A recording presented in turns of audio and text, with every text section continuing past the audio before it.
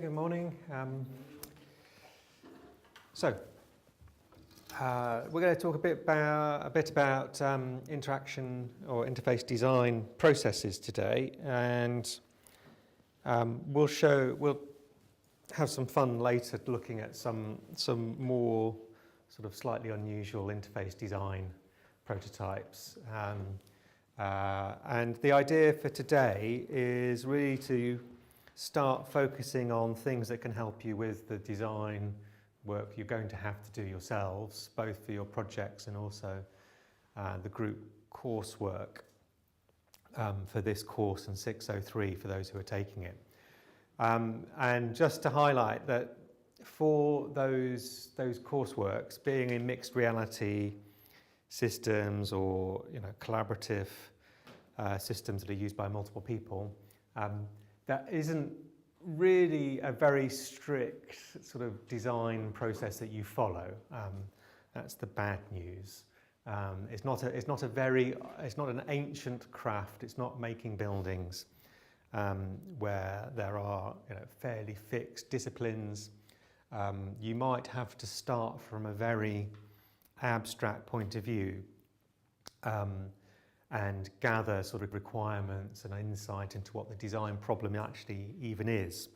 So today I'm going to try and give you an overview of what tools you can use to sort of get at these issues of what you actually need to, what interfaces you even need to build, right? Later on in the course, I believe there's a week next week where you focus on the thesis and what you're going to do. I think that's what happens, though I'm just as new here as you lot are. And then after that, I'm away for a week. But in that second part of the course, we'll focus much more on specific things to do with interfaces in sort of mixed reality systems. But so today is more about sort of the broad scope of what tools and techniques you might need to use. Okay, let's dive straight in. So I've got into a bit of a habit, I don't know why, of putting up some sort of ISO standard at the beginning of these lectures. And this one is about human-centered design, which is a sort of the way in which most people think about building interface designs. And to be honest, it's not always clear to me why you would have something that wasn't human-centered when but in some of the disciplines that aren't interface design, you can imagine that this is more of an issue, that you might think about other things other than the humans in the system. So it is an ISO standard, so there are processes you can, if you're really bored one day, you can go and download that. Actually, you can't download it, you have to pay for it. You can read articles written about these ISO standards, like what they do. So human-centered design here is an approach to interactive systems that aims to make systems usable, focusing on the users, their needs, requirements, and applying human factors, ergonomics, usability, knowledge, and techniques. Now, it's not going to be any surprise that this really just talks about a process that embodies the things we've been talking about for the last 3 weeks. Right? So we talked about usability and different aspects of that, and we talked a little bit about design in general. And the things to emphasize here are that, the human factors ergonomics is the skill you're going to learn in this course, the things which are important. Usability knowledge is knowledge about the standard sorts of heuristics that the field embodies, and we'll talk a little bit about that next time.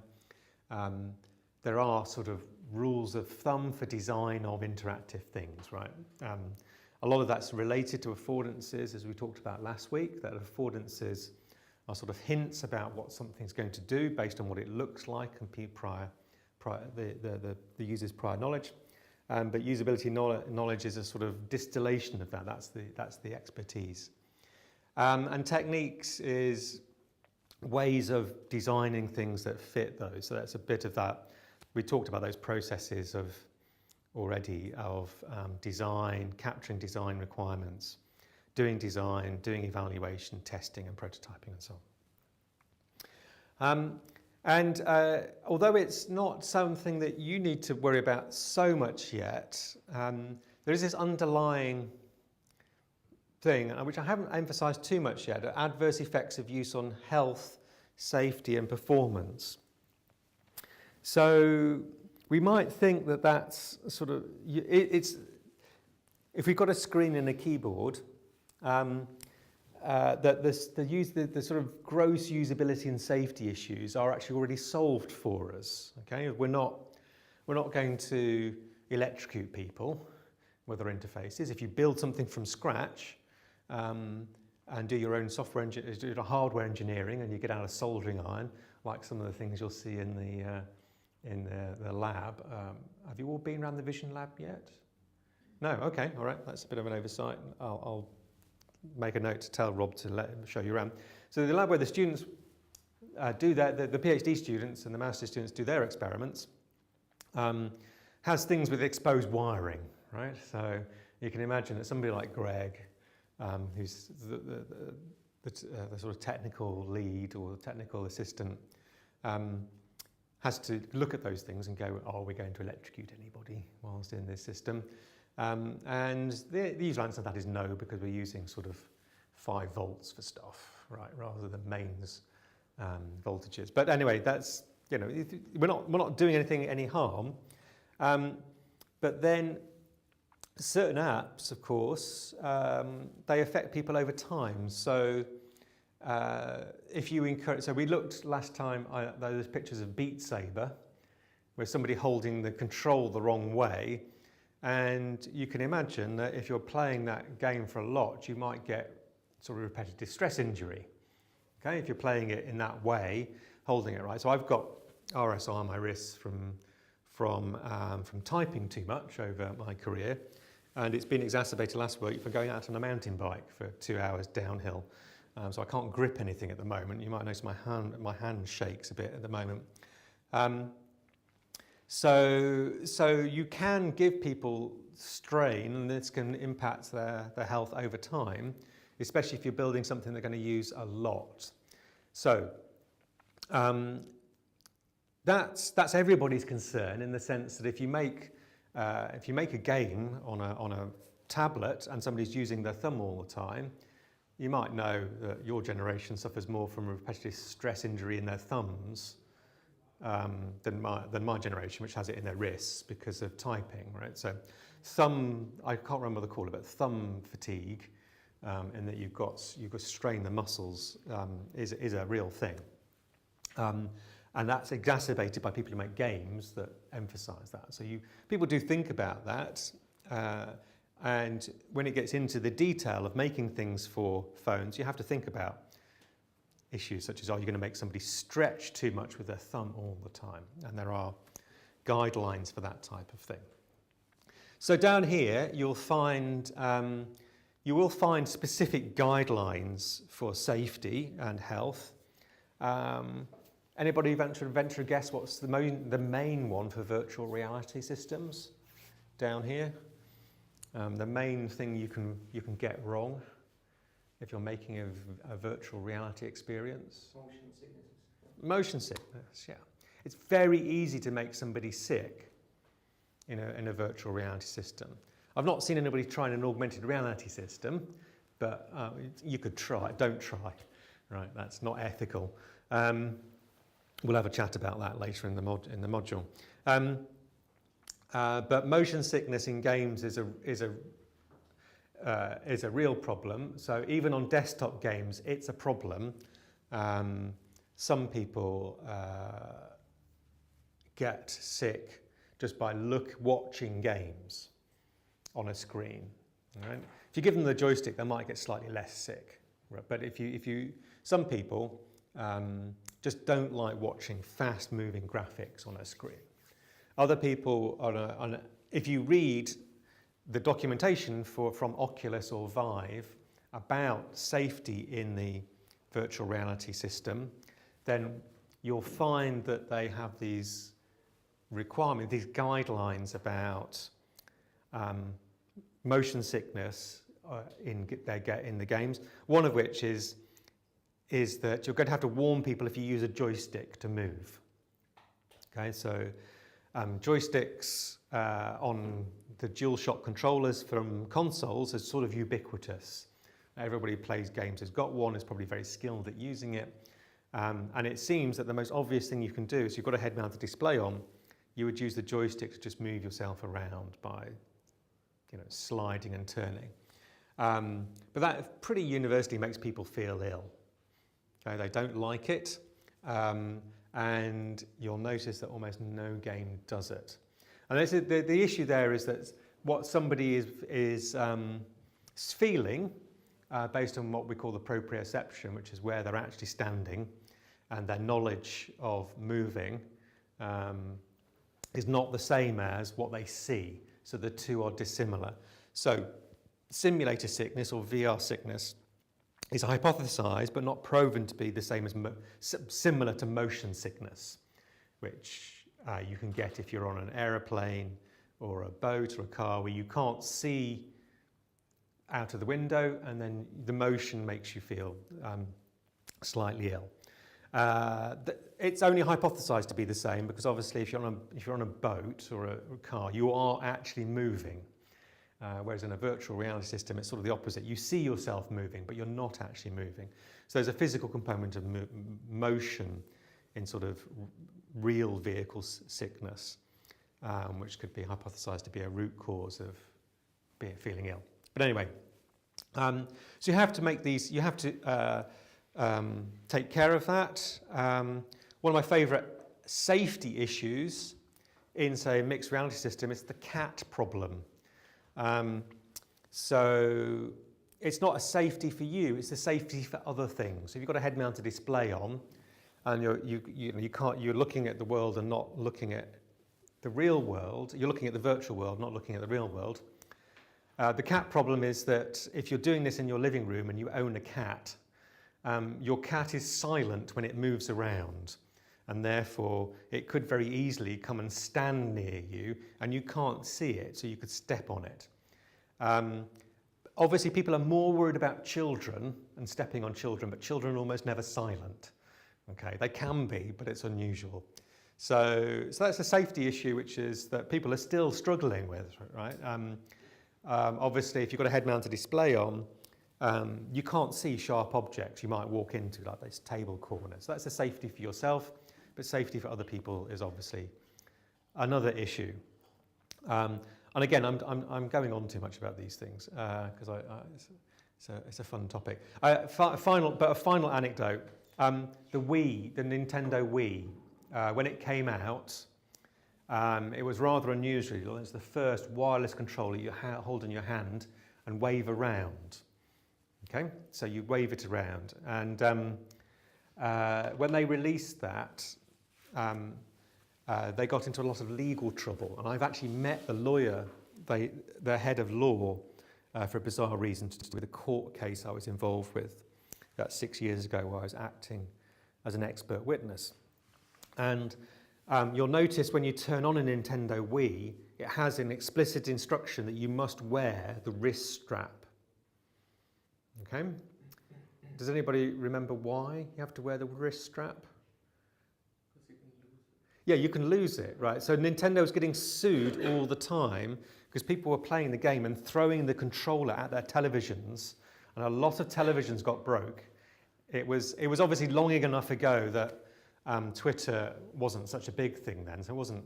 But social media was still propagating these stories about people who got their Nintendo Wii, and the first thing they do is broken their new $2,000, $1,000 television.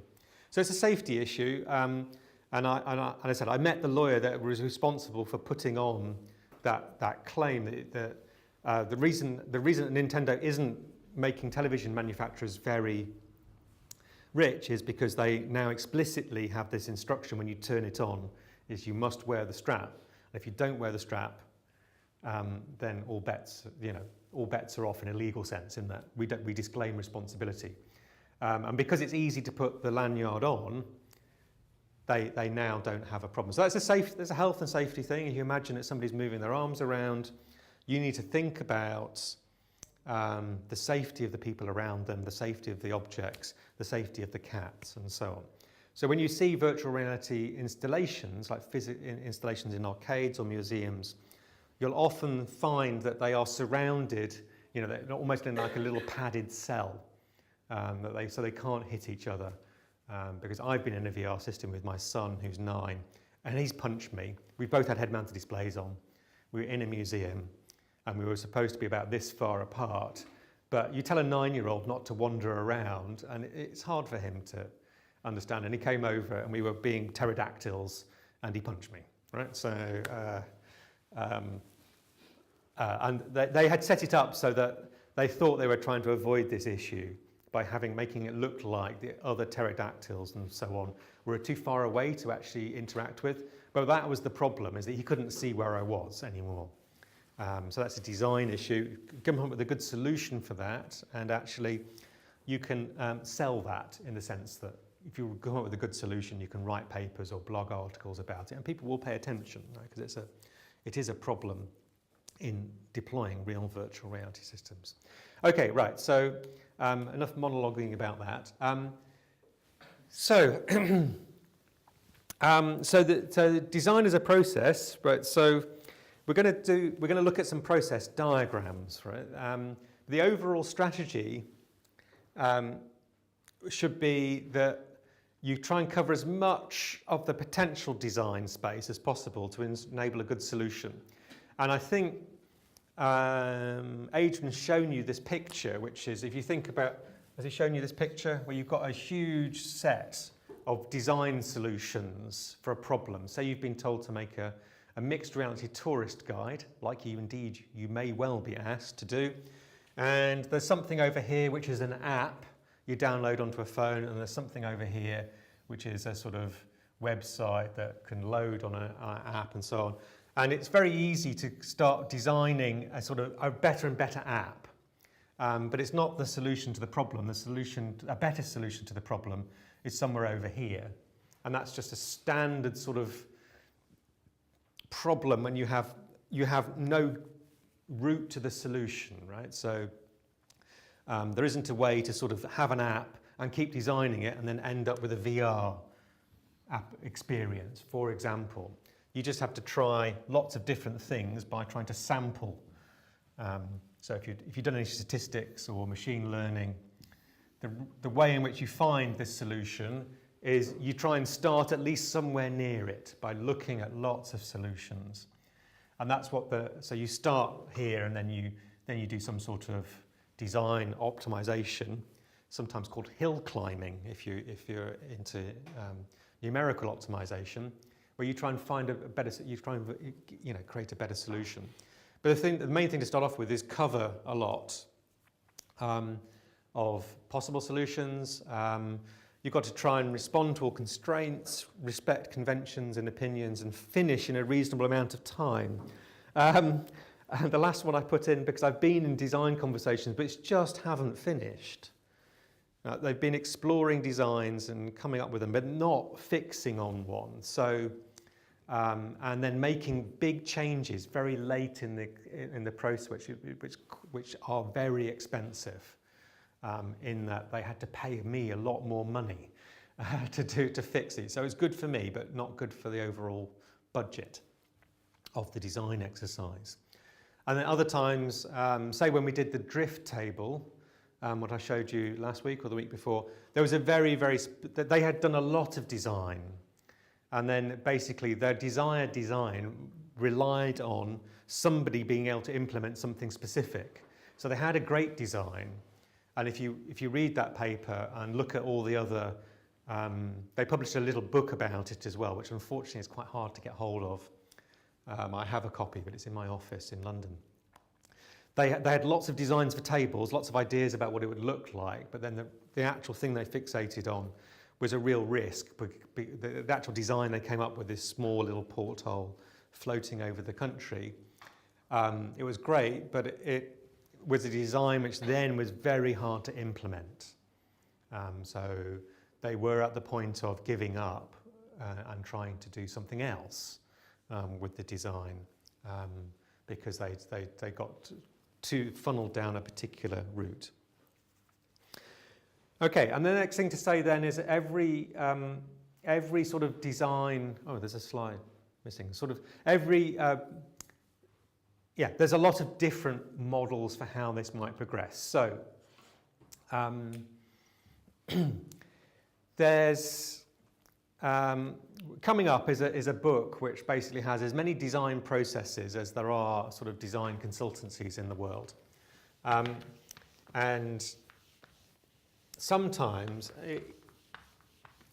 it can be hard to see the wood for the trees, which is, there are obviously some things in design, there are some activities, and this is a sort of, this waterfall model from the 1970s is usually put up in sort of software engineering classes to talk about how it's a sort of walled garden, where the idea is you come up with some requirements analysis, and this, say it's for software, it's a list of inputs and outputs you want.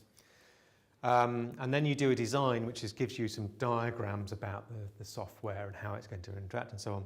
Once you've finished the design, you go on to implementation, and it's often described as a sort of, once you've done the design, that's it. You then do the implementation of the design. That you know what the design is. You go and implement it, and you can see that if this was a really big team, and software engineering teams are often very large, right? They can be hundreds or thousands of people, that you need to have, if you're going to tell 1,000 people what to do, you need to tell 1,000 individuals what to do, which means that somebody has to come up with some very fixed things to do. And then you would test the code and make sure it does as fulfilled. So you can go to a software engineering studio. They have standards for them. I can't remember the numbers, but where you can give them a set of requirements, and they will guarantee to give you code that does that in a very specific amount of time to known standards, and they even get on international ratings of engineering processes. They come out very highly. I think it's ISO 9001 or something like that. So they ask for software, you'll get software, tested, exact, and so on. The problem is that you very rarely know exactly what you want in software, especially when it's user interfaces. So on each of these, there's added a dotted line saying, if the testing doesn't work, go back and fix the implementation, right? So anybody who's ever debugged a piece of code, you know what it's going to do, and it doesn't do it for some inputs. So the last thing I was doing is debugging a ball bouncing around inside a box, inside Unity, and I coded it exactly how I expected it to do it, and then found out that it was actually, when I ran the code, it was bouncing on the outside of the box rather than the inside of the box. So I was trying to make something where it would bounce off the wall but look as if that would do that. Okay, so I implemented that, at least in my head I implemented that, but what I implemented was this, until I ran it,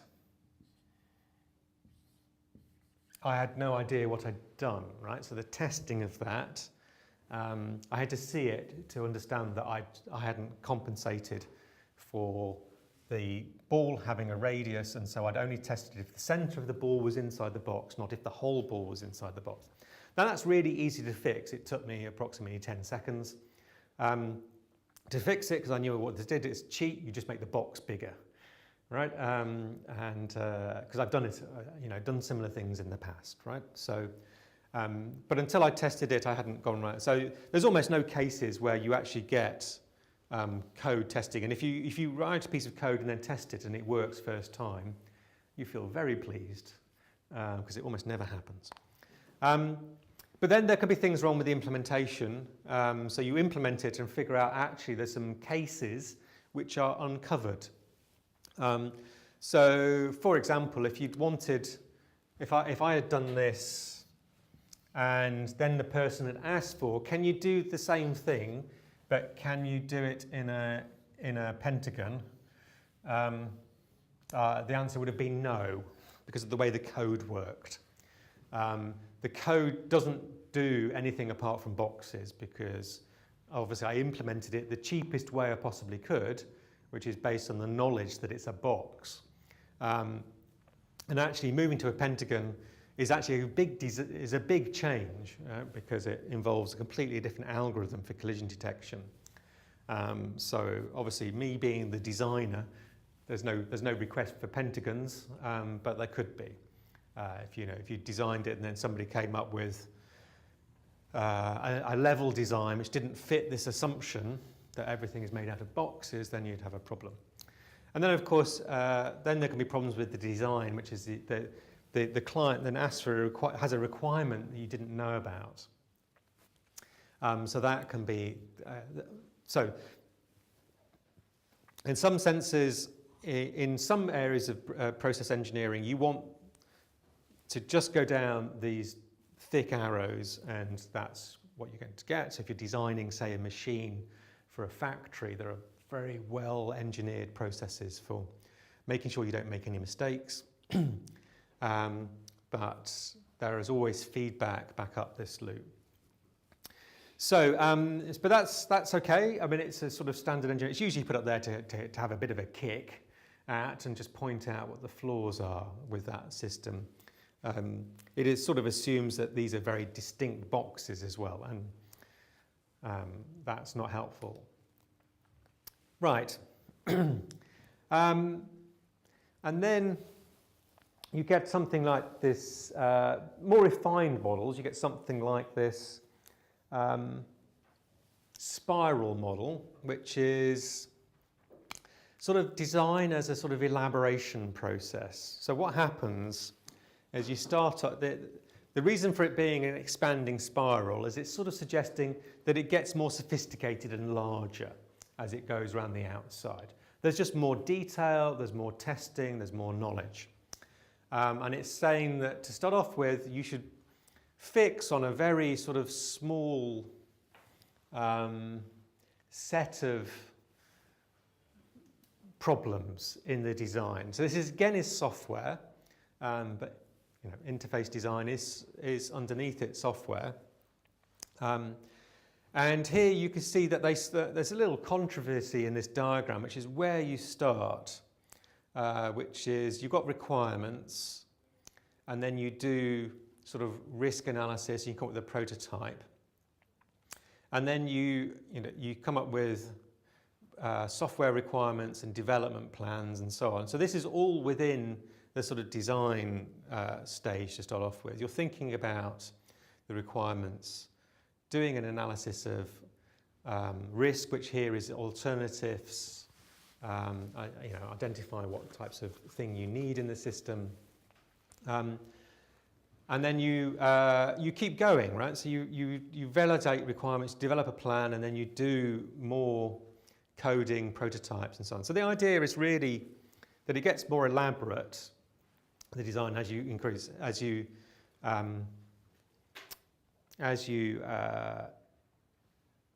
go round iterations of this. So, the 1, 2, 3, 4 suggests that there are 4 iterations of this development process. You have prototypes, 1, 2, 3. You have requirements, validation. So this is sort of testing, and it sort of gets more sophisticated. On the outside loops, you see there's implementation, acceptance testing, integration and test, and so on. You see things that only means things to software developers called unit testing. Okay, so unit testing is a software development methodology that's got taught to second-year software engineering undergraduates, okay, or first year. But it's part of a sort of traditional computer science training, which is and it basically says when you write code, you write a test that goes with it. Okay, so every time you write 10 lines of code, you write 10 lines of test. That's a gross exaggeration, a simplification. But the idea is that when you write code, you're writing tests with it that test the actual smallest units of the code, which is the classes or the lines of code themselves. And here, inside this diagram, the one thing that it gives the impression there's iterations. That's great. It has a fixed number, which obviously works for some companies and not others, or some processes and not others. But implementation down here is a very small box, and obviously might be most of the effort, right? So in writing a sort of large game or a large installation would be, there's a lot of effort on the code. Obviously, if it's a game, there'll be a lot of effort in the art as well. In fact, much more effort in the art development than in the implementation of the art, for example, rather than the design of it. Okay, so that's one diagram, and we've got this one, right? So we've had this one in our slides from the very start, which again is similar. And the only reason for pointing this out is that it's sort of trying to convey, it's got it's very similar boxes on it, and it's trying to convey that they're much more tightly integrated. Okay, there's feedback from these different boxes. Okay, sorry, there's feedback between them so that they,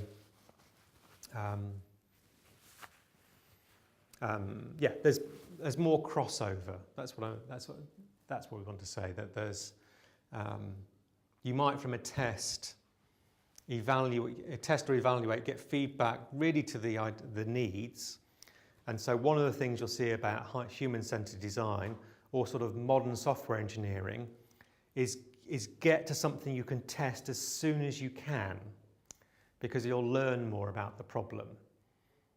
Okay, so that doesn't have a name so much in human-computer interaction, but is one of the main foci of sort of human-centered design or design thinking, as sometimes it's called, where you try and get something where you can get more feedback as soon as possible. So it's less work on your own or in your team and more engagement with the people involved. So it's called fail. It's even in the logo. One of the slogans of, say, a company like Facebook was fail fast. Have you come across? Fail fast. It was the name of fail fast or fail often, which is to make sure, and that's getting here as fast as you can, and then learning from that, because too much software engineering in particular is done going a long way around this loop, getting to here, and then discovering that you've built the wrong thing, and then spending a long time going around this loop. So is anybody who's done software engineering? What's the name of it? There's a particular type of engineering inside software engineering which tries to combat this. Has anybody come across it? MVP approach, we call it MVP, minimum viable. Yeah, so that's a good minimum viable product. So you build only as much as to test something, so to get a screen up. So there's sort of trends, sometimes buzzwords, this thing called extreme programming or agile programming, where this is a software engineering idea where you'd write as only code to get to here, most of which doesn't work.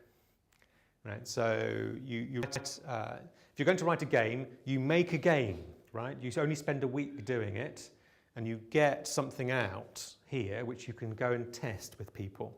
Doesn't matter how complete it is, it probably has almost no content in it, and you can only test a couple of different sort of aspects of the game, but you get it here as fast as you can, and ideally within 2 weeks, right? So it even has these ideas of things called sprints, Scrum Master. And scrums and so on, where you never schedule anything that takes longer than 2 weeks in writing a piece of software. Okay, so I've run teams like that for a spin-out company, and it's quite rewarding in some senses, in that you always have something working after 2 weeks. But obviously, You might, if you knew what you were building and you knew it was going to take 6 months, this focus on doing something every 2 weeks can actually be a distraction. So it's not universally admired, this process, but it's at least one way of getting issues to the forefront, especially in something like a game where you just don't know if it's fun until you've actually started playing it. So I worked at Electronic Arts for 6 months, well, part-time for a year, about 10 years ago now, and they had this in the development of the early production of a game where they had what they called a white box or a sandbox version, which is they had something you could play, and what they tried to do is people would try and add things to it every week. So one of my jobs was adding destruction of buildings to it. And so every week we try and add something to that game and make it sort of better. But obviously we weren't linearly trying to program the game as experienced by the user from start to finish, right? So what they were trying to do is make it fun and give an idea, even for 10 seconds of gameplay, what it would be like and how this game would be distinctive. Okay, right. So that's the sort of overall process. Now, I'm still not telling you how to do design, and the reason for that is that actually there are many ways to think about design of solutions to design, and let me see when we're going to do it. We're going to do it, yeah. So there's lots of concepts about design, which is that you're trying to cover, as I said, a lot of ground, but end up with something which is close to optimal, at least better than random solution. And so this picture comes from UEE, and the idea is that you're looking at lots of different solutions. The ideas might be quite spread out. So that's all this idea. This diagram is trying to convey is that you've got several good ideas. Somebody asked you for let's think, a game for teaching reading to 5-year-olds, and you've got lots of good ideas. These good ideas could be based on apps which are out there, your new ideas, and so on. And the ideas, you've got a lot of spread. And one of the purposes of design at this point is to try and come up with as many ideas as possible. Cover good ideas and use the prior art to inspire. But at some point you have to converge on something you're actually going to build. And so he visualizes this as sort of converging towards a particular solution. Okay, so you have these divergence and convergence ideas. So the idea that you're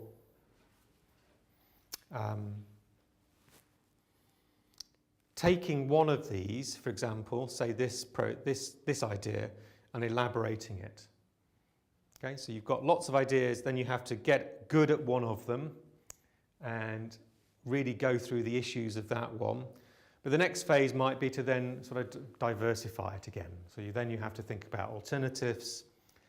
You might check that this meets requirements or your ideas, you've covered everything, and then so it generates a couple of other ideas, and then you converge again to get it to a solution.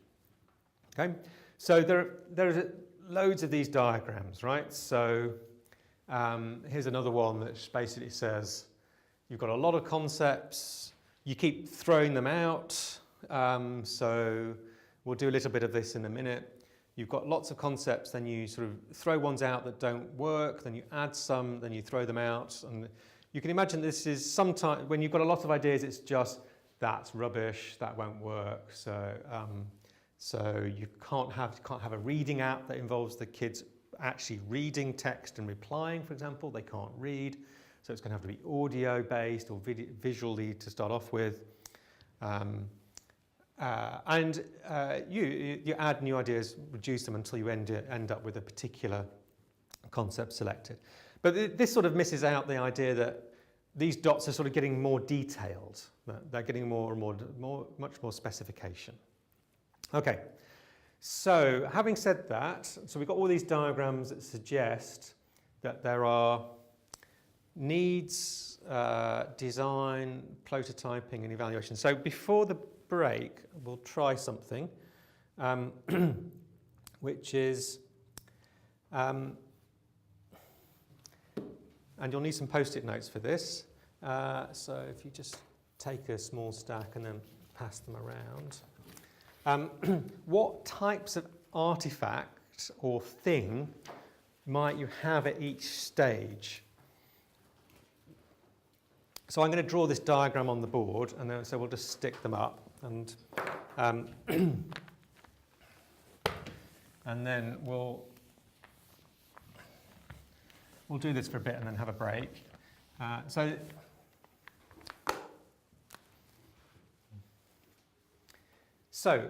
if you've got, we'll just call it needs and design.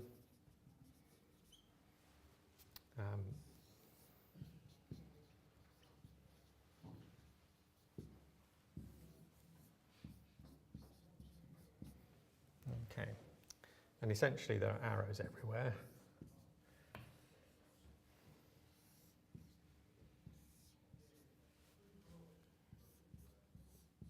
So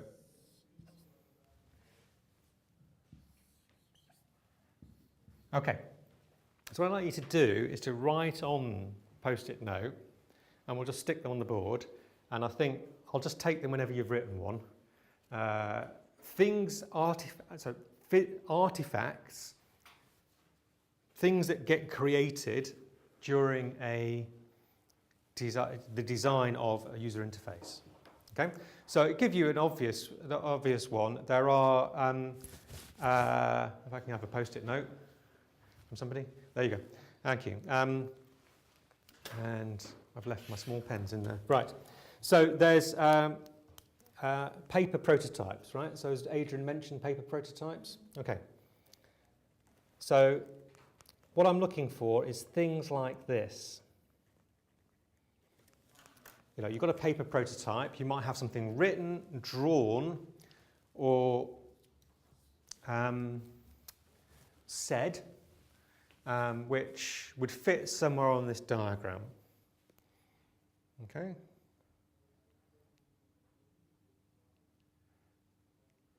Anybody got any ideas? We can shout them out instead.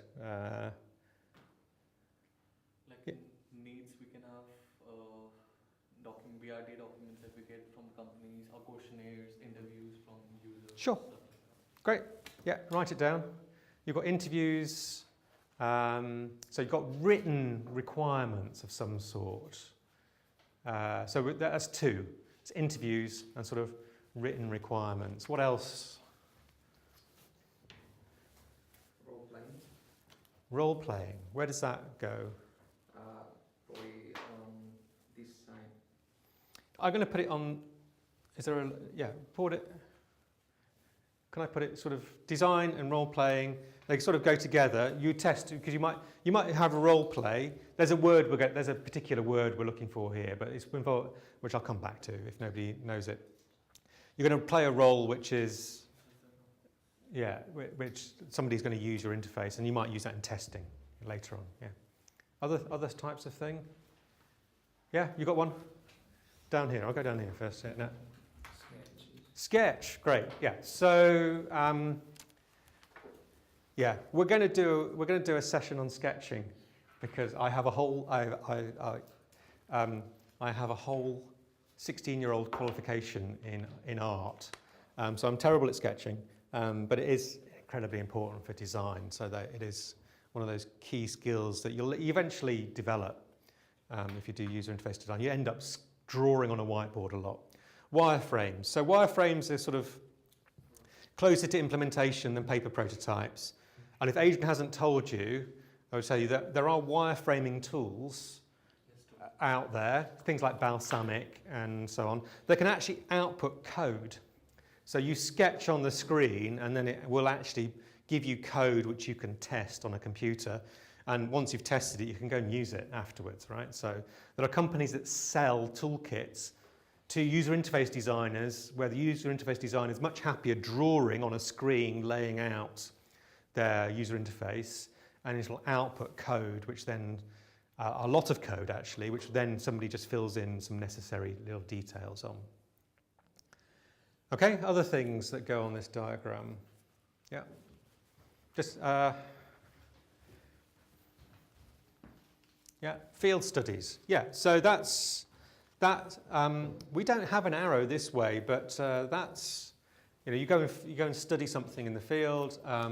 Keyword there is sort of ethnography, right? You need to study what you're, if I tell you, I'm going to tell you an example later, which is that, so we'll do that after the breaks. A city asks a user interface designer to fix their problem with their city by building a user interface. Okay, so their problem with the city was that none of the old people felt safe anymore. Right? They wouldn't go out on the streets because they just thought it was unsafe. It wasn't actually unsafe, they just felt unsafe. And so, they went and asked that, build this user interface to solve this. It's sort of a sort of open-ended question. So in some sense, they went into a field study. So I'm going to tell you about a particular type of field study that they did, which is really interesting. Okay, other types of thing. Is field study different from a user study? Or? Yeah, so user study would be down here. You have to write it down now that you said it out loud. Okay, so user study is sort of down here, right? So Sungchul has told you about lots of different types of user study, but often they're done with, you actually have something to test with them. So with the game, like I mentioned, you went round this and we had this white box every week, and the users were ourselves, right? So we played it because it was a first-person shooter game, and they played it every week because if they weren't playing this one, they'd be playing a different one, right? Because that's what they do. Games developers, you suddenly realise when you go and work at a games developer, they all play games obsessively. It's their hobby, as well as their work. So they themselves to start off with, but then of course, then they get other people to test, and the other people include internal people that don't write the game, and then eventually they are users, and that's become very popular now, that a game has an alpha test or a beta test online. It's almost marketing as well. So Apex Legends launched a few weeks ago, and it had a beta test beforehand. That's as much they said it was for testing the server. Yeah, it was, but it's as much to raise publicity as it is to test the server. Okay? So user studies, lots of different types of user study though. Yeah, lots of different types. Yeah, other things that go on this diagram. Testing, A/B testing that you Yeah, so that's a very final thing, right? So we can stick this one even further out, right? You have multiple versions and you're testing them. So that means that you run pairs of them. So you have two versions and you actually have them both live and you're testing them. So that's done a lot in advertising in particular. You design advertising and then you test it with different population groups. This is how Facebook makes money, by the way, right? So they've got very, very good at targeting advertising. And a lot of that's done with testing. Now, if they do obvious A/B testing, it gets in the press, right? So they have to be very careful, but obviously they do it because advertisers do it. People who run on that platform are testing different versions of apps and seeing about retention, what are called click-through rates. And it's literally, they just show two versions of an advert, see which one gets clicked on more, and then they run with the one that gets clicked on more. Because it costs money to run adverts. Okay. And the reason it's controversial is Facebook is obviously getting a huge attention in the press, but they have run things such as big A/B tests in different countries, right? They've launched a feature in a country as the test. They did ranking based on mood, for example. So they say, oh, we'll change your news feed depending on the mood of the messages, and that just got them into hot water very quickly. Okay, so what else is on this diagram? Automation testing. Yeah, you're a software engineer, aren't you? Software engineers do automated testing, right? So you'll come across this, if you go and look at a software package, then they often have automatic tests. They have programmed users. So this is important for, well, that's not maybe not be exactly what you mean, but if you've got a user up here and you know what the app's supposed to do, you can get simulated users. So you can hire this as a software developer. And for example, I've hired these people to test that no matter which order you press the buttons on a screen, this thing doesn't crash, right? Because applications crashing on Android and iOS, if your application just crashes without any recovery, you'll get banned from the App Store. It's one of the acceptance criteria for the App Store, is your app does not crash, right? Because that's considered to be an extremely bad user experience. It's not really, because it, you know, obviously you just see the icons and menus again. But so that can get you banned, right? So you make sure, and you can hire agencies that will simulate users. And one of these types of automation testing is a sort of you record what somebody did with the app, like all the button presses on Twitter, and then you just play it back, and you run that automatically overnight and check that if somebody changes the code, it doesn't break. Okay, and that's one type. Okay, other things. I've got 3 things I was going to show you, which so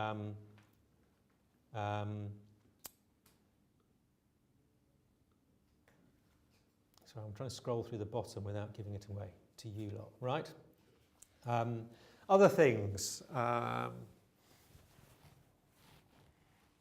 Design. So think more broadly. You've got a user interface. User interfaces, there's a bit like wireframes. So what I've got, there's one of them, is plans. So in various industries, you get these things, right? Now, that's enough, that's not quite enough to go away and build that building, right? There's other plans that go with it. In architecture, these things are contractual issues, right? You make a plan, you give it to a builder, and the builder will, then if the building doesn't work, the plan itself is the main source of legal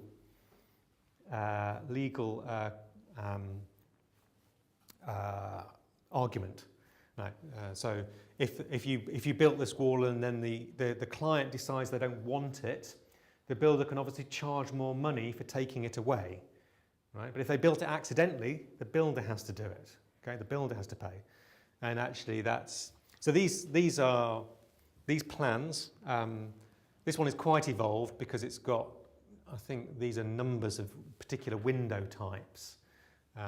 This can be built, but you're building a user interface. Why am I showing you an architectural plan? Is because these things often happen in space. So if you're building an installation, somebody has to lay it out, right? So if you're building a museum exhibit, which was the coursework a couple of years ago, one of the things you'll want to know is where the power sockets are. It's a stupidly simple thing, but I've seen people go into spaces and then try and put up their VR exhibition and then go, where's the power socket? And they found a power socket, but then the building engineer won't let them plug anything in, right? Because they didn't ask for the power, right? Because there isn't enough power to drive what they want. So anyway, these or exhibitions, right? So my students have built exhibition spaces where they've had to do plans. Now there's nothing magic about it. Well, there is a lot of magic if you're going to build buildings, right? There are a lot of standards. But you can use these tools, they'll have lots of constraints and you can do your garden in them if you like. You can lay out exhibition spaces, and it's a skill, okay? But this isn't the first thing they would do. Could somebody write plans down for me on a piece of paper? Because now, if you have these things, that's great for an architect. It's okay for a person. One of the things that everybody, if you've ever seen one of these architecture programs, we have one in the UK called Grand Designs, which is fantastic, and I like a lot, where it's all about people building modern houses, and they look at the plans and go, that room looks small, right? Because people are very bad at estimating the size of spaces. So there's something else that goes with this. Anybody suggest what it is? So maybe not with houses, but if you're building an office block, what else might go with this? A plan.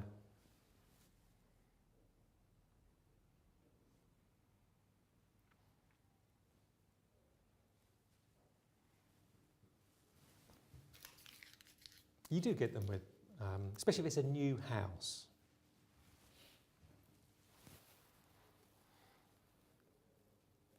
With the plan, you get a second thing.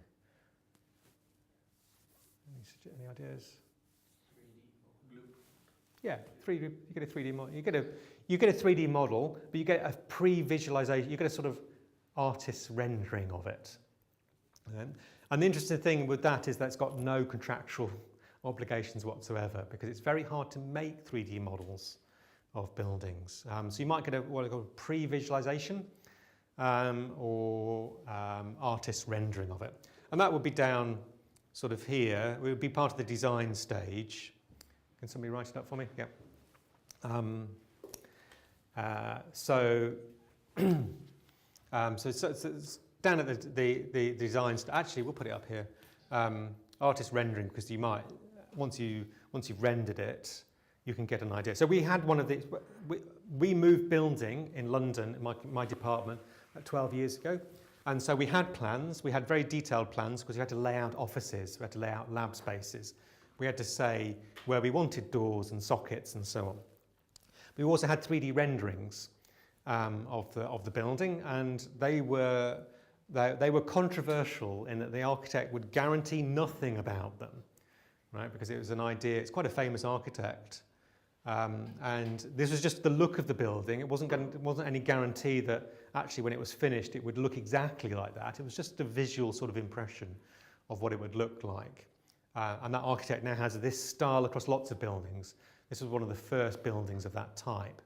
But now they build lots of buildings like that. It's a key part of their visual language for their buildings. But anyway, our building was one of the first.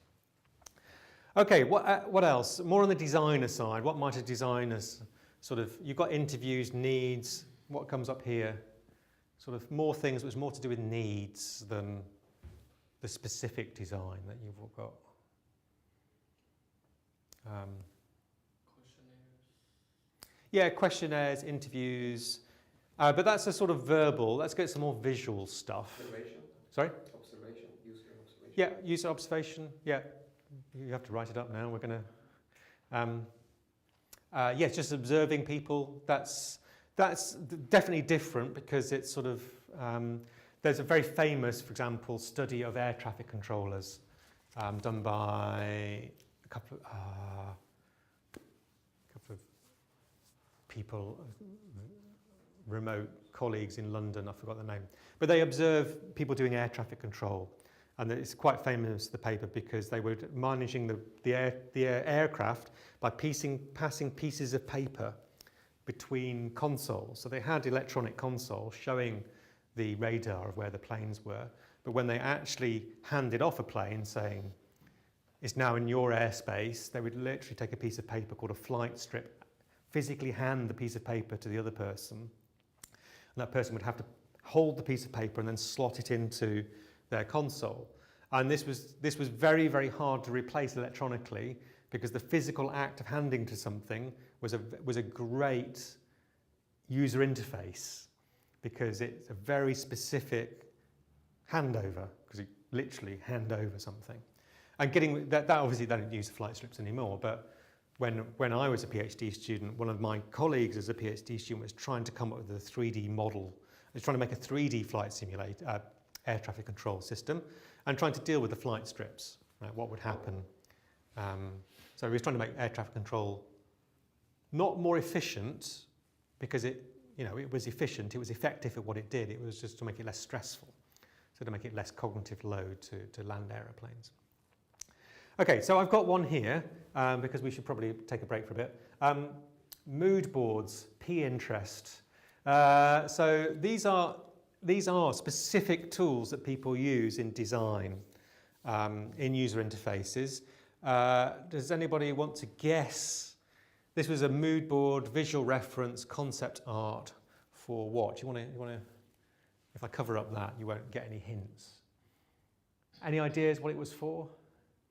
It's obviously got a cyberpunk anime sort of feel to it. And literally what they've done, they've gone on the web and they've searched for things they like the look of. They're designing a user interface, okay? And they've got some things that look like, you can imagine that if you had the bits of pictures from the Matrix on here, or any sort of 80s cyberpunk novel, this is sort of very Tron-like and so on. And they're making a virtual reality web browser. So MozVR is a group which makes does the virtual reality part to Mozilla's Firefox browser. So if you didn't know, Firefox can actually run in a 3D mode, so you can fly around the web.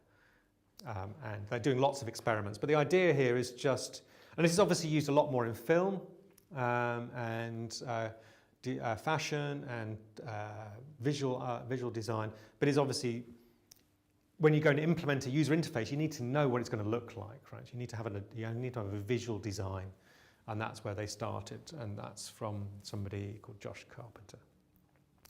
And then finally, and then we'll stop for a bit, we'll stop for 5 minutes, storyboards. So again, it's much more of a visual reference design, but for, say, the famous ones are in films. You can go and read. They do a lovely story about Pixar movies, and I've physically visited some of their I've been to their studios, and you can go and visit the storyboards, right? You can go and visit the office where they have the concept art. Now, it's set up as a museum, so it wasn't really ever like that, but they've got the storyboards laid out, and it's a very fixed part of their process. They have a sketch. This isn't from Pixar, by the way. This is an open source Creative Commons one. But if you look at the Pixar ones, it's very clear that this is how it's laid out, and they have a couple of iterations on the storyboard, and then they do a pre-visualization, which is animated. So they know the length, and the difference between this storyboard and the pre-visualization is that they can see the length of everything. Okay, so they now know this will be marked up with the shot length,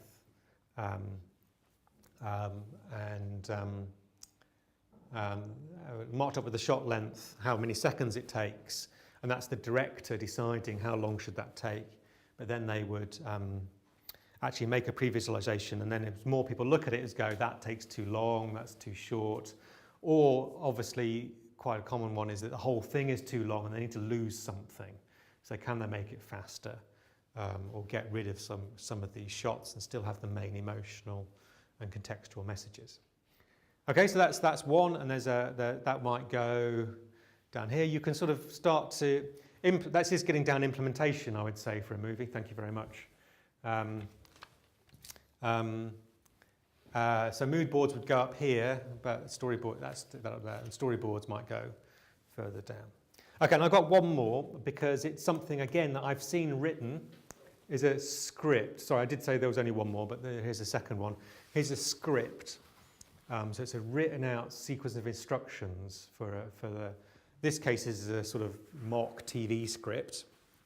But again, you can buy these, right? So if you've done any film studies or media studies, you can buy books of scripts. You can, if you've got a favourite movie, it's quite fun to read the script.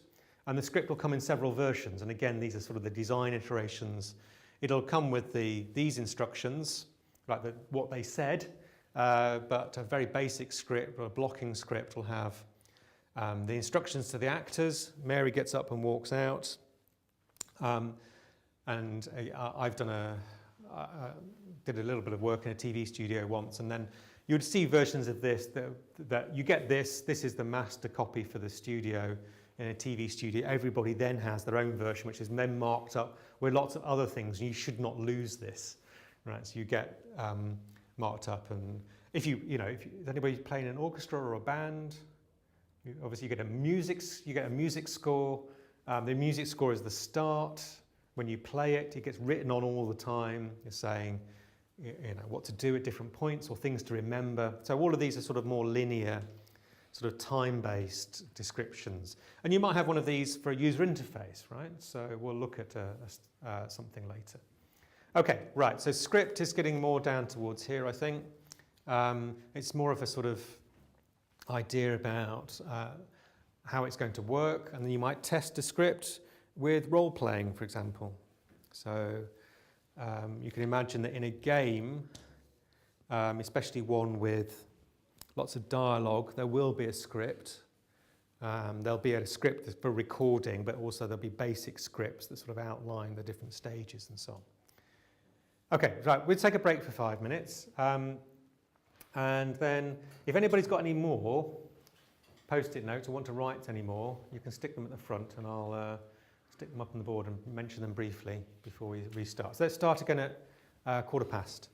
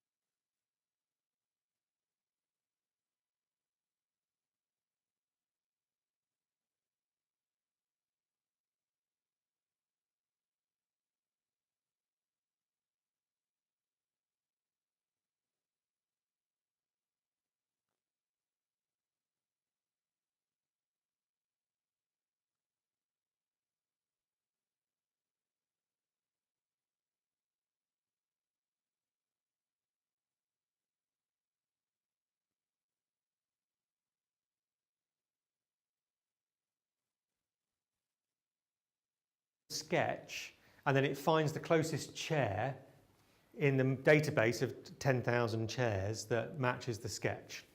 Now, what he's doing Wizard of Oz on is he's imagining that you could talk and sketch at the same time. So he's imagining that you could sketch and say, I would like it like this, but red here and green here. Except that the sort of function, it's feasible that could be built, but he doesn't have the time to build it. So he's actually listening to them, talking, and then madly typing away inside Unity to make things happen as if by magic. And actually, there's loads of interesting stuff there about how to Wizard of Oz prototype things, and also some games.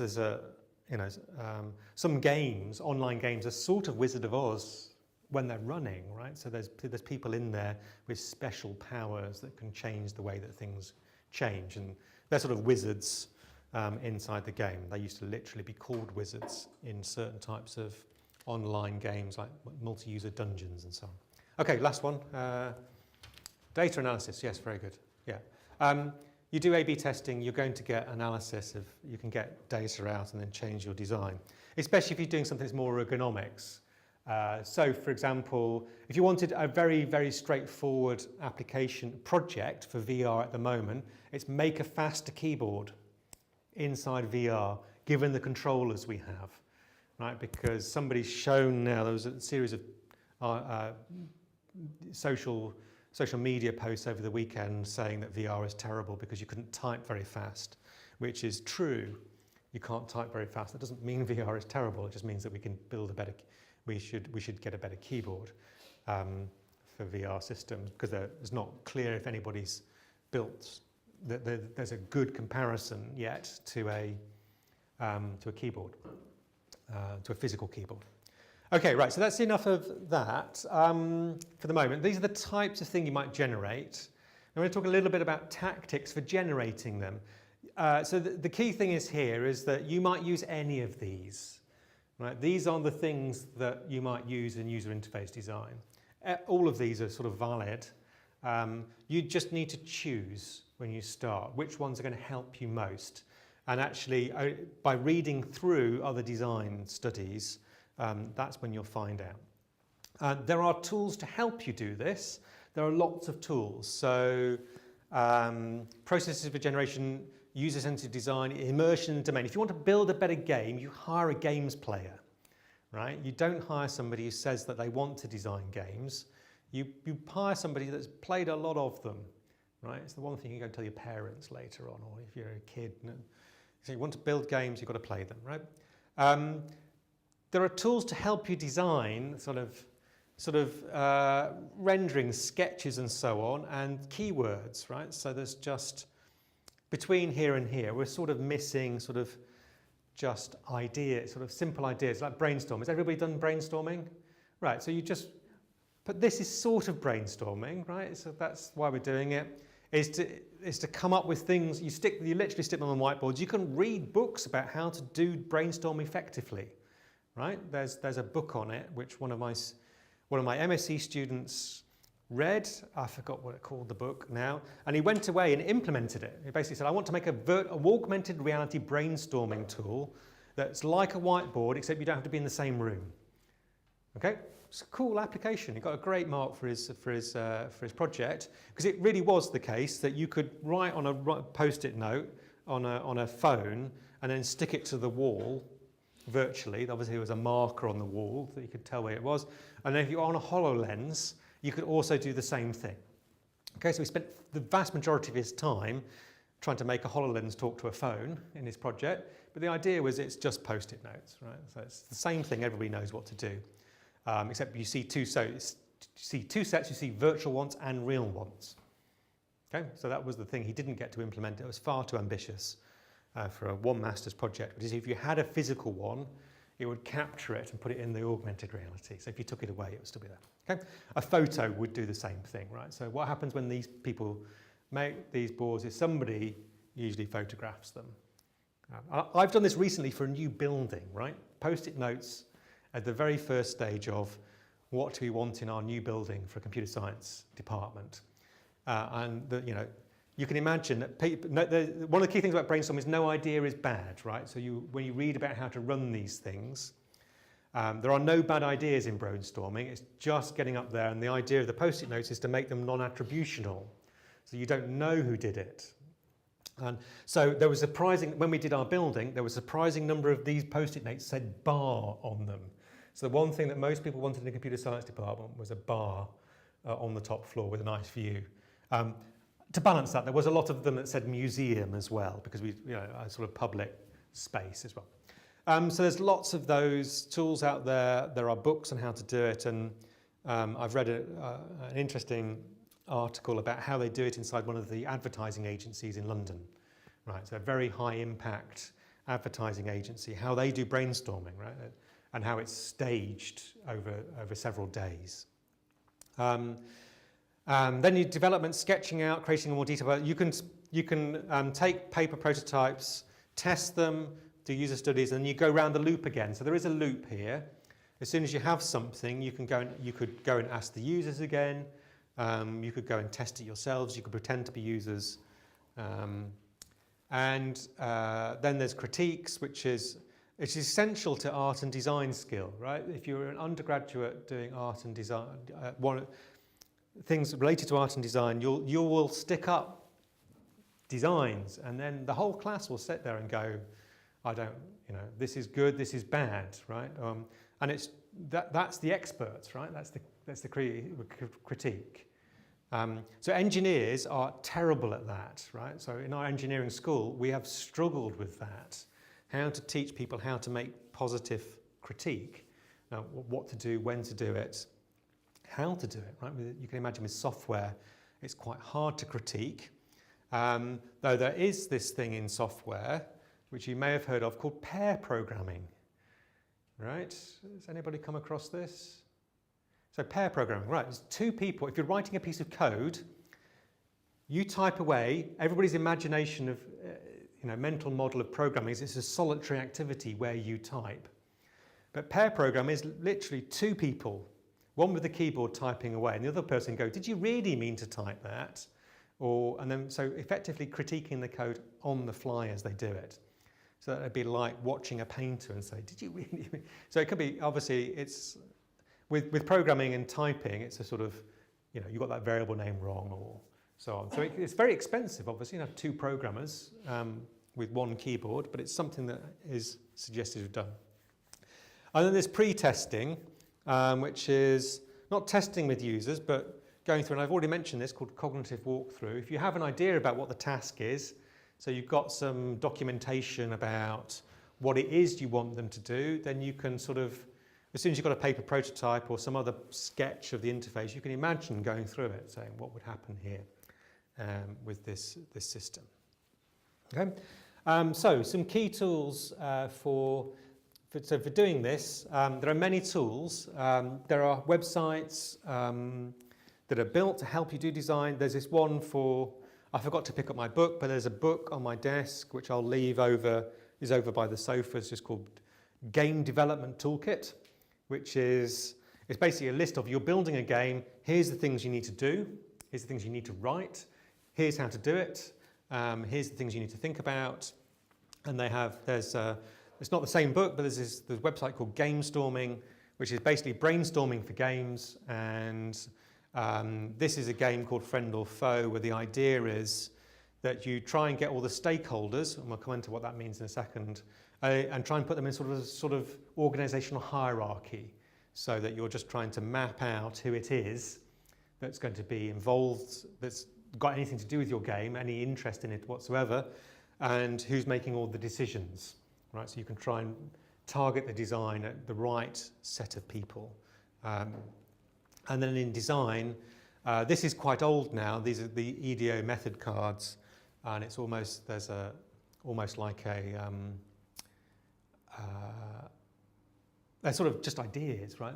There's a sort of deck of cards, and if you're stuck, it's sort of a different way of thinking about the design. So if you go to a design part of a library or a bookshop, you'll find those are just ideas, right? They're books full of ideas, right? So visual design ideas, for example.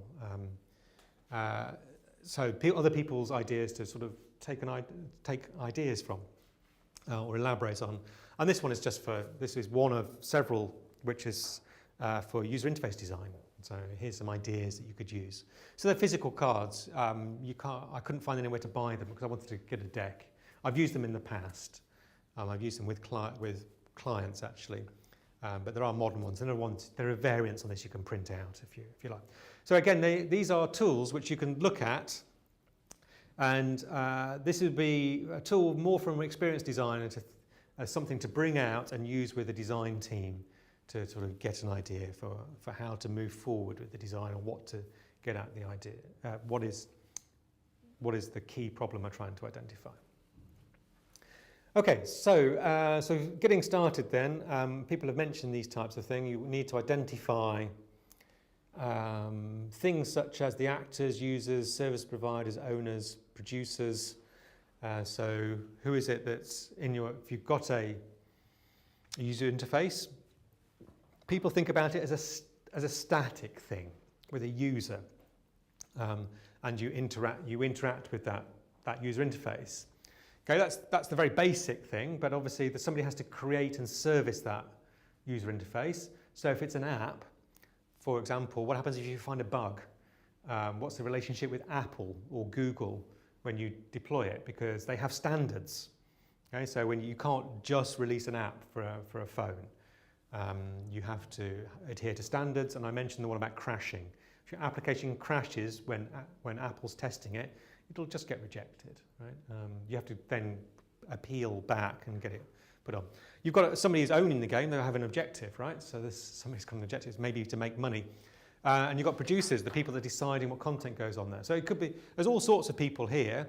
If you imagine this list of actors for an online game, like World of Warcraft, okay? There are the people that design the game, build the content and put it in the game. Then there's the players, but then there's the technical support, and there are people that keep the servers running and deal with live issues. So it's a bit of it's a gross generalization, but World of Warcraft is more of a technical support issue than a game development issue, because the game is constantly evolving. People are finding problems, issues with it, exploits in the worst case. They can make money out of the game. So there are people that sit there thinking about how it's going to run. Okay, and again, there's a game design book for people who are going to build a massively multiplayer game. So there's somebody who's written a book about, you want to write a massively multiplayer game. The sort of subtext of the book is, you idiot. Do you know how much it's going to cost?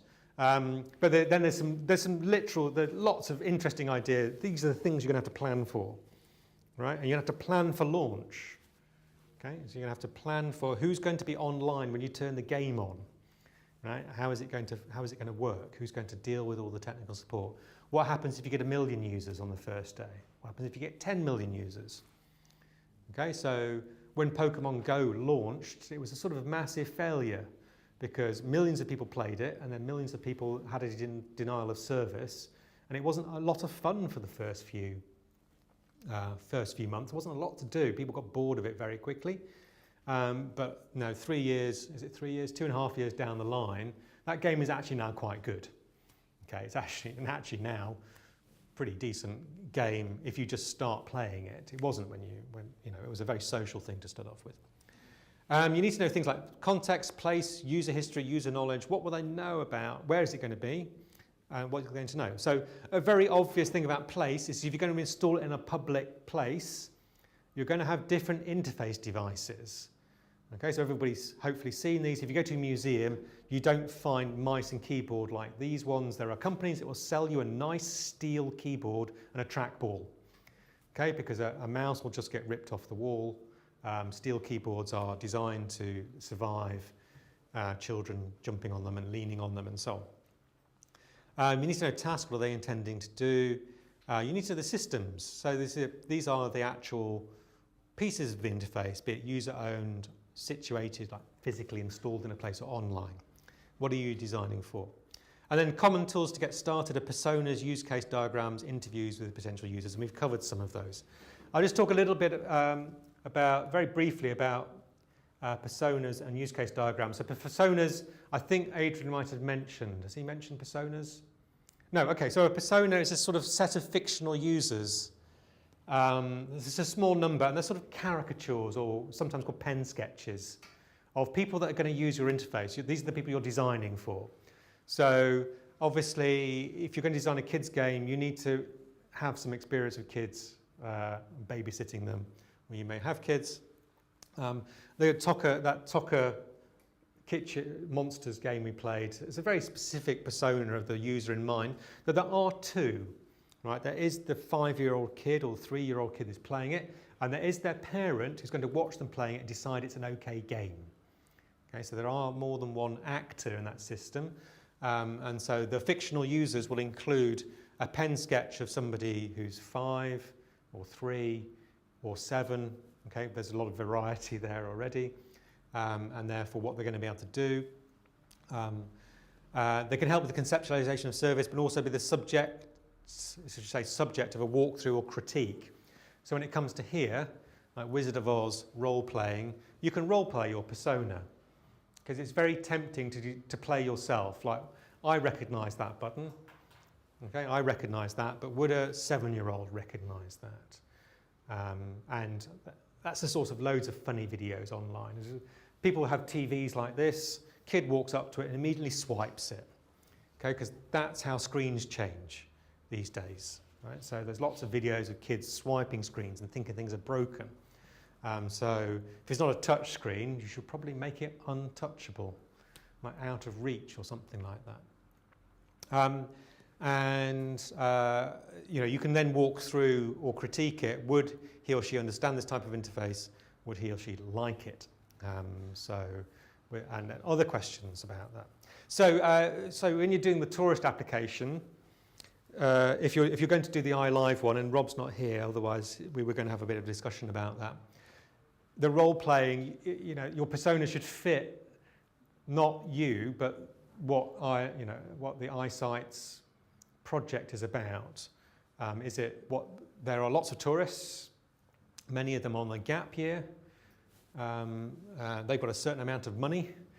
Some of them are taking their trip of a lifetime from Europe. Right? New Zealand is a very attractive destination for tourists, for adventure tourism. Loads of things to do. Loads of bungee jumping. That's a stereotypical image I have from England of what New Zealand was going to be like. It's people jumping off. I haven't seen one yet. People jumping off things. And so this is, and the key things here, he has a relatively new mobile phone. He's 35, right, with disposable income to come here. It's not going to be, it's unlikely that there's going to be that much interest in somebody who is, a characteristic of this, and it is a cliche, it's a stereotype, would have a recently new mobile phone and probably with a laptop for blogging, right? And so they're interested in, and he likes planned activities. This may be important, right? So they likes to know when he's going to be doing that the next day. So not ad hoc. So if you can imagine at some places, there's got enough going on, there's always something going on. So you get up in the morning and decide what you're going to do. Here, my experience is a little bit more planning involved, because if you want to go swimming with dolphins, you have to book. Everything's booked at the moment. If you want to go, because it's still the sort of, it's not the peak season, but it's still difficult to go and do swimming with dolphins. This is my personal experience of trying to book it last week. Well, not my experience, but my partner's experience of doing it. Trying to book something in Kaikoura for next weekend. Okay, so this is helps you think about it, right? Who's it for? And this is important, right? This will be important, right? They've got a high-end phone. It's likely to be the case that they're not carrying a flip phone with them. That's a sort of not very hard one these days. But you can imagine that if you were thinking about this user, they'd be able to run AR apps on it. And that could be something you might design. Okay, so the personas there, and the one I skipped over was design use case diagrams. So this is a tool more from software engineering, and this is just an open source one that comes up on Wikipedia if you type in use case diagram. It's if you're building a system that does bills in a restaurant, you might know there's if you have a restaurant, there is a user interface, people that will sell you a user interface for running your restaurant. Okay, so a lot of it's still done with paper. But there are complex systems out there. You can just hire companies to build you one, or you can license them for your restaurant. We'll just do everything from ordering with a PDA or smartphone. We'll relay the orders through to the chef, and so on. So there's a user interface in here. You can imagine doing any of these, and the waiter may be more incentivized to upsell wine because they make more money out of it. So their interest in the user interface is having all the wine options available, because people often think about that last, and it's an easy thing to upsell on. So drawing these things, I'm not going to do a tutorial on this, but you will find them, the list of people. There is a standard here behind the scenes that for a specific type of diagram that's used in software engineering. It's called called UML. But even just drawing one of these things is just a useful idea. So these are the people and the things they're doing in the middle. Okay, right. So I do want to talk about couple more things, and we might have to skip. I'll show you a video, then talk about it next time. So I've mentioned I show you two things which are sort of more out there in terms of user interface design. So this paper's, I'm going to ask you to read this one. It's online, it's easy to find, but I'll put a link on Learn. And this is the application. This is a project called the Presence Project. Nothing to do with presence in virtual reality systems. And a paper that emerged from that, or a design strategy called Cultural Probes. So this was the application which is vaguely, and I'm sort of generalizing, and it's through my memory of it. This is the scenario where they were asked to solve a city's problem with the elderly not meeting the young people because the elderly were sort of threatened in their physical environment. One of the things they ended up with, one of the actual design artifacts they ended up with, was a sort of electronic bench. So a bench that could relay messages. So you sit on it and it would think it was messages written out or said to you. And to get at what the problem was, the issues or the things that concern people in the environment, they invented this technique which has been adopted all over the place. There's hundreds of papers, variations of this, called cultural probes. And what it is physically it's a folder full of things that they send to people that they're interested in. So it's sometimes sort of ethnography, but without trying to be, going to live with the person and study them. So it's asking you questions about your experience, so trying to get some interesting insights into the problem. So there's lots of papers that have sort of adopted this and this methodology for particular areas, but this one for homes and for workplaces and other types of environment. This one is quite the originator. So they sent a pack to people, which included a camera, lots of postcards, a diary, and so on, and they gave them envelopes to send all of this back to the lab where they were collecting data. And I forget how many they sent out, but it's of the order of a few tens. So a few tens of these packages. So it's quite expensive to do, but it, compared to the cost of sending people to this place, it's could be cheap compared to a field trip, for example. So the targeted questions of take a photograph of your favourite object. There's things about places, people. So it's one of those disposable cameras. You take photographs, and it's got written on the back of the camera is a list of questions, and they don't mind if you're not scoring you based on how do you find the thing you're looking for, but they're asking you sort of who is it that you meet the most in the city or things like that.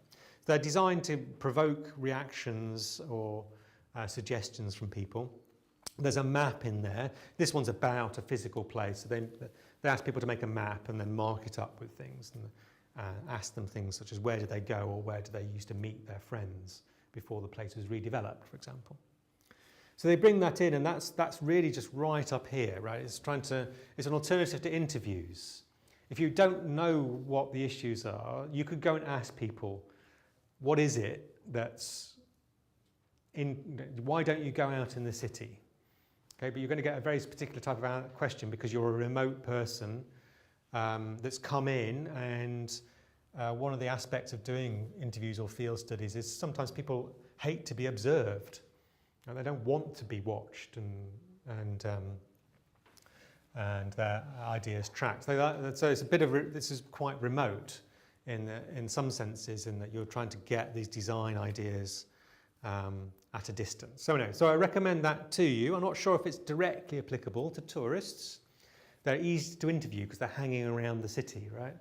You can find them in tourist information centres, but there's a particular technique in here, which is to get people to write a diary, which actually might be quite useful if you're trying to study tourists. Like asking them when do they make decisions about where to go is as important as about what decisions they make. You can give them information, but actually most of the decisions about what you're going to do as a tourist in Christchurch probably happen before you arrive in Christchurch.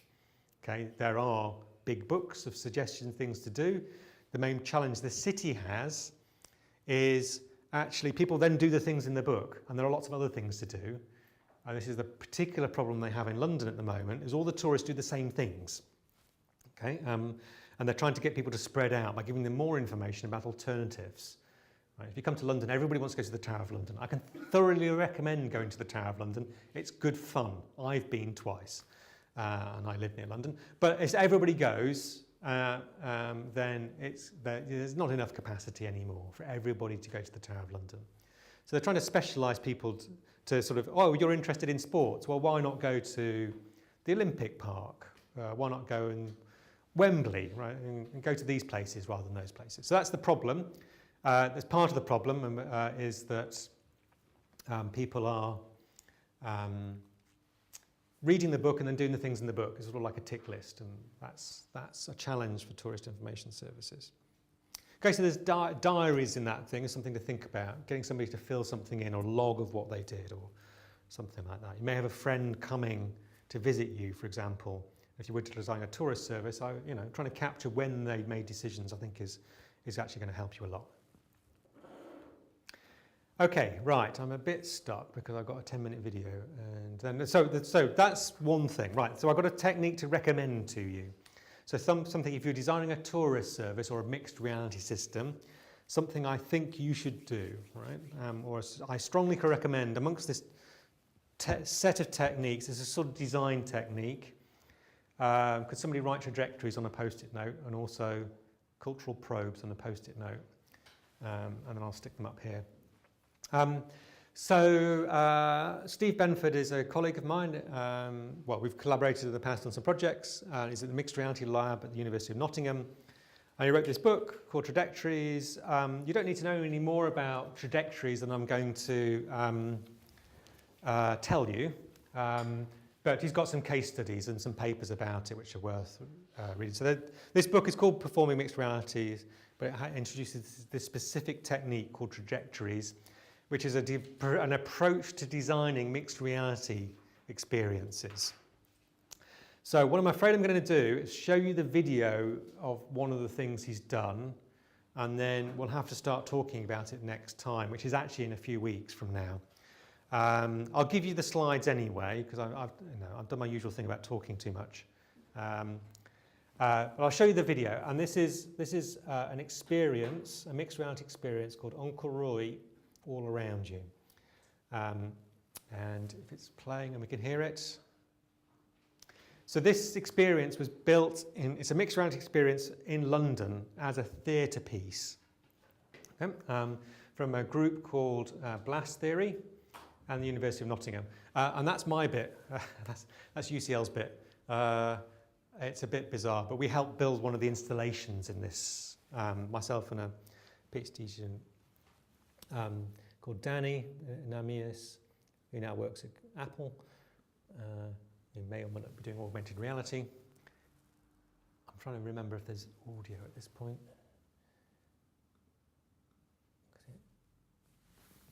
Okay, right. We're going to need to listen to it, so let me just figure out where the audio is going. So things to bear in mind, this is a mixed reality experience. There are lots of different things. There's physical installations, places, and where's my audio icon? Oh, I know.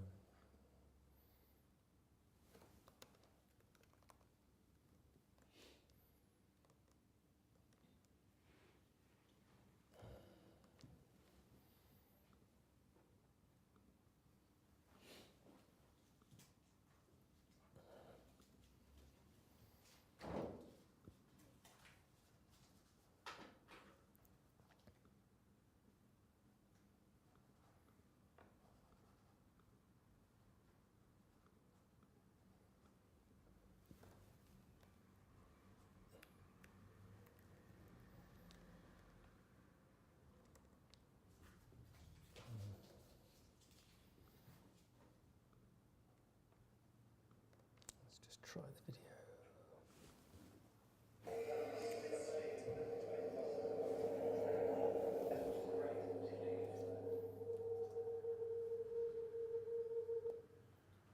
Okay, right, I'm sorry to go for the beginning.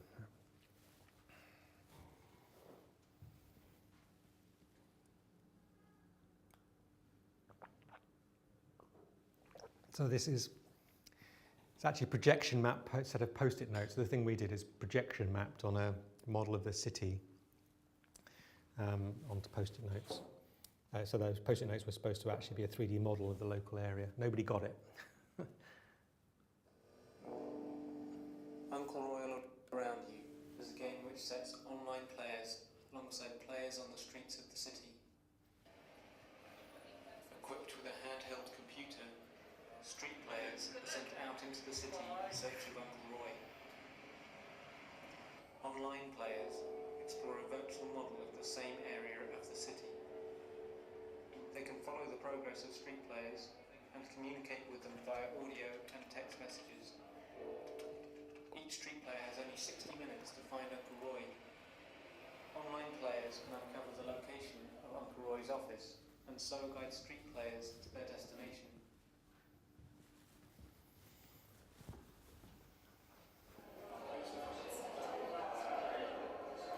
This is a game in which you walk around the surrounding area using one of these. This map shows the game area. To move around it, tap on the me icon and drag it. This is the microphone. You'll need to speak into this to record messages to online players. Okay, so the first instruction is as follows.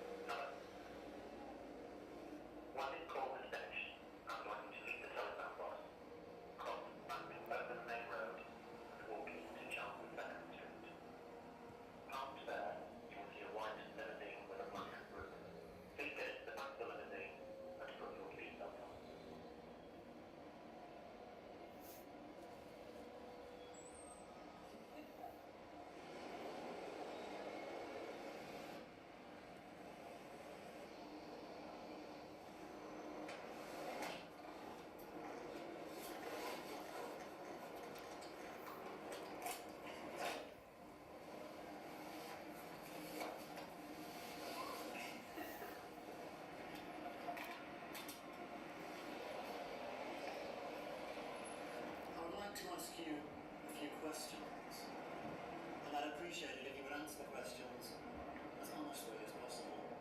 14. If a stranger was having a personal crisis, someone you had never met or spoken to before, do you think you could call and offer them words of encouragement or advice? Potentially. At the moment, Uncle Roy has arranged for another player in this game to be asked the same set of questions. And they are also being asked whether they will be willing to give you a commitment of 12 months. What Uncle Roy would like to know is whether you will be willing to give this player a similar commitment of 12 months.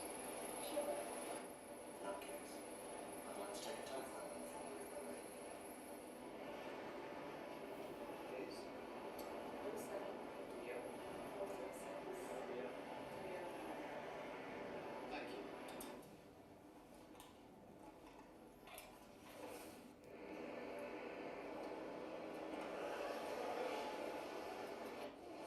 Now accept the answer. For a while, make sure you get the person in possession of the turn. Okay.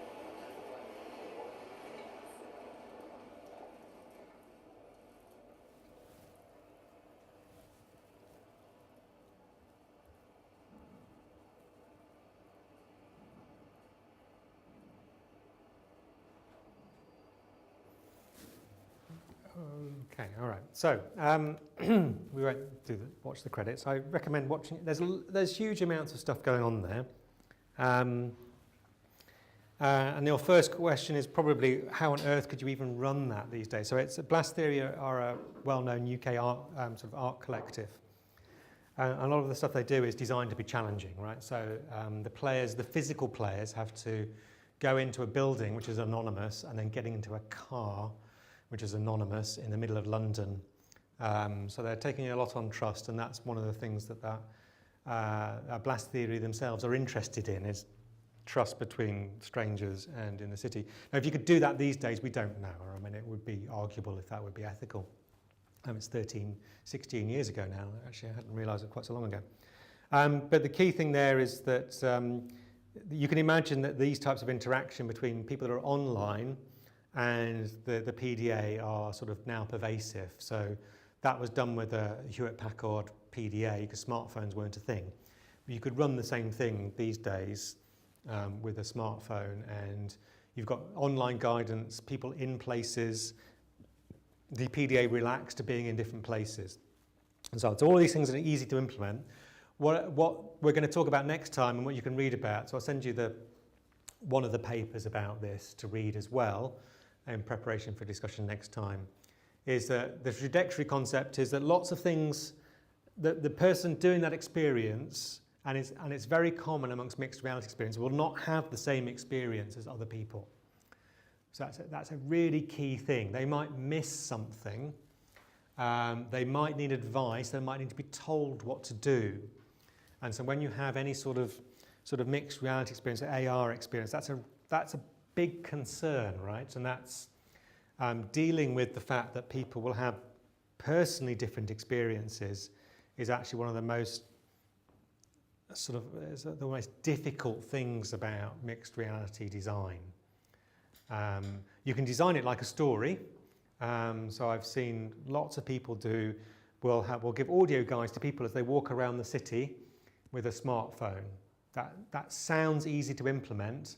The key thing is that you won't know where they are most of the time because the GPS won't be working. And what do you do if they want to have a coffee or lunch? Do you stop it? Do you pause it? And so on. So designing these experiences is actually quite tricky. So we'll talk more about that next time. I hope to get further into that. But that video is just online. It's on Vimeo. You can have a look through and then identify the things. One of the key things to point out is the PDA doesn't have GPS in it. And that's a weight issue when it was built in 2003. They could have had a GPS, but it made the device a lot bigger. But these days, so she's actually, Jen, the character in that game, is actually moving an icon around to tell the other people where she is. And then that cues up particular content in that experience to try and guide them around. There are also a lot of players on the street. So the tall black guy you saw walk past with a large hairdo is actually one of their actors. So he's an actor in blast theory. So they do a lot of theatre performances, and they're on the street making sure that things go on. So this is, if you've heard about immersive theatre, anybody heard of immersive theatre? So there's theatre performances you go and walk around and experience. There's a very famous one that's on at the moment in New York, I think, called Punch Drunk. The group's called Punch Drunk. They're also British, but they're doing something called I forgot what it's called. Running in New York at the moment, I think.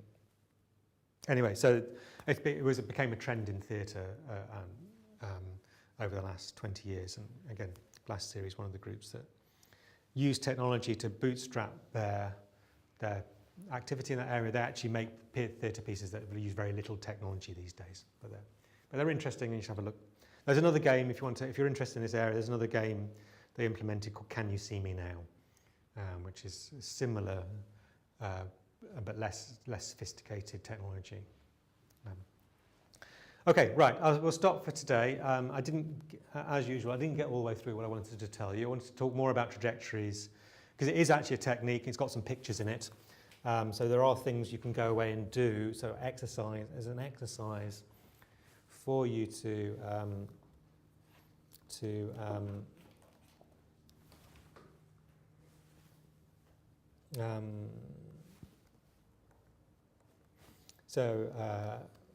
there are things, sorry, we won't get it up. There are sort of an idea of making a map, almost a physical map of what the people are going to do, and then pointing out the shortcuts they might make, because it's a sort of physical experience where they walk around and they might miss things. So very appropriate for a physical installation or a sort of self-guided tour. And it gets at this idea of somebody's experience is going to be chopped up into sort of segments, and you're going to get them in a non-linear order. Okay? All right, so I think next week is project week. So I don't think there's lectures next week. The week after, I'm in Japan, and so is most of the rest of the group, but there'll be a plan for what you're going to do that week. Or somebody else will lecture instead of me or Rob. Okay?